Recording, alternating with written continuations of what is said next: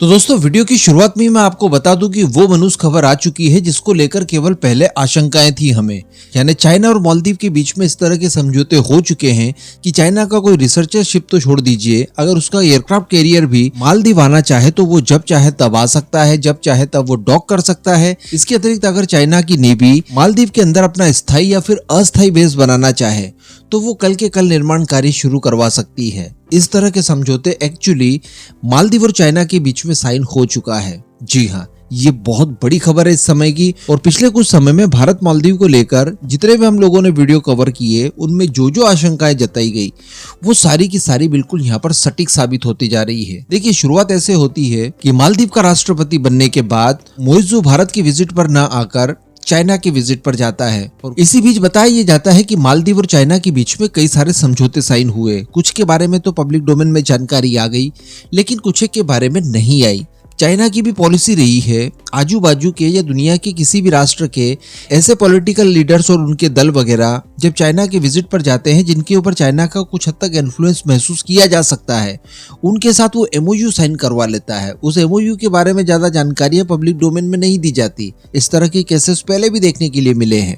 तो ऐसे ही कुछ एमओयू मालदीव के साथ भी साइन किए हैं जिसके बारे में जानकारी नहीं दी गई, लेकिन अब सडनली कुछ खबरें निकल कर आई है और ये खबरें आने से पहले ही मालदीव द्वारा एक माहौल बनाया गया। देखिए, कल के वीडियो में हम लोगों ने डिस्कस किया था कि आईएनएस जटायु को लेकर मालदीव को गलतफहमी हुई है और मालदीव को ऐसा लग रहा है कि ये तो हमारे लिए बनाया गया है। अब मालदीव को काउंटर करने के लिए आईएनएस जटायु की जरूरत क्या है? जो मिसाइल टेस्ट वगैरह करते उसमें पाव आधा पाव अगर हम लोग वॉरेट लगा दे तो मालदीव उतने में ही खत्म हो जाएगा। तो कहने का मतलब इतना बड़ा नेवल बेस बनाने की कोई आवश्यकता ही नहीं थी।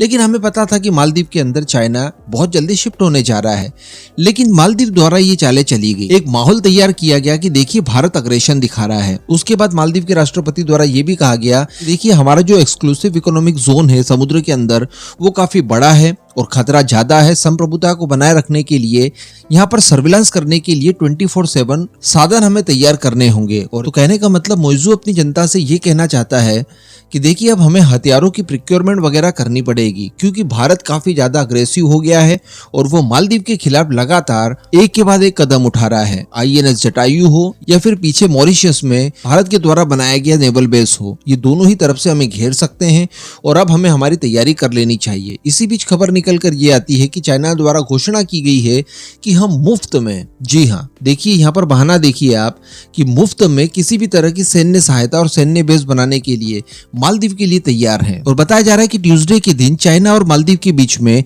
इसको लेकर एक समझौता भी साइन हो चुका है जिससे कि चाइना द्वारा मुफ्त में सैन्य सहायता प्रदान की जाए मालदीव को। तो कहने का मतलब अब भारतीय सैनिक जिसका नंबर 100 का आंकड़ा भी शायद पार नहीं करता था वो ऑलरेडी भारत वापस आ चुके हैं, जगह खाली हो चुकी है। तो अब चाइना यहाँ पर अपने सैनिक उतारकर मालदीव को कंट्रोल करने की शुरुआत कर देगा और इस तरह का समझौता अब हो चुका है। इसको लेकर पुष्टि भी मालदीव की डिफेंस मिनिस्ट्री द्वारा कर दी गई है। कहने का मतलब यहाँ पर अब चाइना का काफी बड़े स्केल पर नेवल बेस बनना तय दिखाई दे रहा है, जहाँ पर ये इस तरह के उपकरण वगैरह भी लगा सकते हैं जिससे कि आसपास के इलाके में जासूसी की जाए, जिसमें एक तो भारत है और भारत के अलावा हिंद महासागर में ही अमेरिका की भी प्रेजेंस है, जिसको लेकर संभवतः अगले वीडियो में हम लोग डिस्कस करेंगे। तो इन सबको काउंटर करने के लिए चाइना द्वारा ये सारी तैयारियां की गई है। लेकिन यहाँ पर ध्यान देने वाली और समझने वाली बात यही है कि इन सबको करने के लिए इनकी रणनीति कितनी ज्यादा स्पेशल टाइप की थी, ताकि मालदीव के आम लोगों को ये समझ में आए ही ना कि चाइना अल्टीमेटली उन्हें गुलाम बनाने की कोशिश कर रहा है। और ये सारे कुछ काम चुपचाप तरीके से कर लिए गए। तभी मैं आपको हर वीडियो में बोलता था कि ये भारत के खिलाफ एकदम से रिलेशनशिप को बहुत ज्यादा खराब करेंगे, क्योंकि जब तक मालदीव भारत के साथ संपूर्ण रिश्ते तबाह नहीं कर लेता तब तक चाइना को मौका नहीं मिलेगा इनका दबाकर मिसयूज करने का। और वो समय अब एक्चुअली आ चुका है।